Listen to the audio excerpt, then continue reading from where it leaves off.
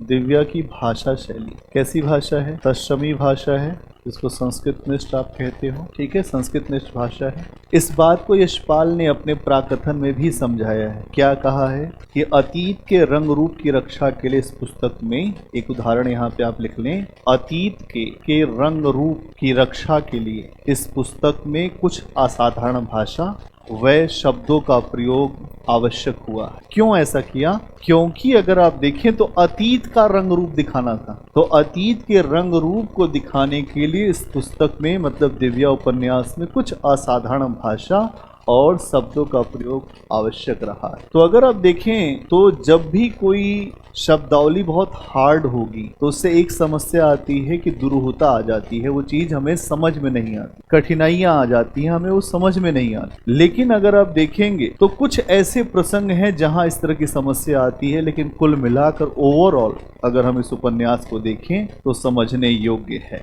कुछ स्थानों पर हमें दुरूहता दिखाई देती है, क्या होता है? कठिनाई। लेकिन जब हम संपूर्ण रूप से देखते हैं तो चीजें आसान दिखाई देती। कैसे? जहां पर भावना के पक्ष उठाए गए हैं वहां भाषा सरल है, भले ही उसमें तत्सम शब्दावली का प्रयोग किया गया है, लेकिन भाषा सरल है। आमतौर मैंने कल एक दो उदाहरण आपको बताया था, जैसे मल्लिका एक ही श्वास में सब कुछ कह गई। मल्लिका एक ही श्वास में सब कुछ कह गई। अगर जो क्लिष्टता की बात करें कि जहां पर आपको क्लिष्टता दिखाई देती है, तो बहुत सारे उदाहरण हैं, जैसे ब्राह्मण स्वर्ण के तार से कढ़े हुए लाल रेशम के उष्णीषों को सिर पर केशों को बांधते थे, उनके समुश्रु मुंडे हुए थे। तो कुछ ऐसे स्थान है जहां भाषा को इतना ज्यादा क्लिष्ट कर दिया गया है कि भाषा ऐसा लगता है कि समझ में नहीं आती। लेकिन ये हर जगह नहीं। तो भाषा के स्तर पे आप देखोगे कि तत्सम भाषा का इस्तेमाल तो हुआ है, लेकिन तत्सम भाषा के इस्तेमाल को ऐसा किया गया है कि वो आम जन को भी थोड़ा समझ में आए, कि ऐतिहासिक वातावरण है, और जब ऐतिहासिक वातावरण होगा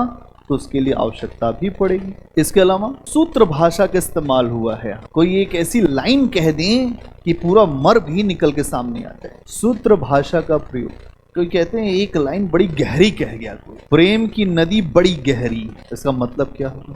हर आदमी के लिए अलग अलग मतलब है, इनके लिए अलग है, आप लोग के लिए अलग है। प्रेम खूंखार शेर है, ये क्या है? सूत्र भाषा। प्रेम पता नहीं क्या क्या है, लेकिन उसको अभिव्यक्त, आपने प्रेम के बारे में बहुत कुछ सुना होगा, लेकिन जो बढ़िया लेखक होता है ना, जो मजा हुआ, जब लिखता है तो सूत्र भाषा का प्रयोग। पराजित होने वाला कभी पूज्य नहीं। ये क्या है? ये सूत्र भाषा है। पराजित होने वाला कभी पूज्य नहीं होता, सत्य वचन है ये। हार गया, चाहे वो जीवन के संघर्ष में, चाहे परीक्षा के संघर्ष में, चाहे जिस भी संघर्ष में, चाहे प्रेम के संघर्ष में, वो कभी पूज्य हुआ है? हारे हुए लोगों को कभी दुनिया ने पूछा है? संघर्ष विजेताओं का इतिहास लिखा गया है। इतिहास किसका लिखा जाता है? वीरों का लिखा जाता है इतिहास। गहरी बातें बहुत छोटे में कह जाए, इनका कुछ अर्थ निकलता हो।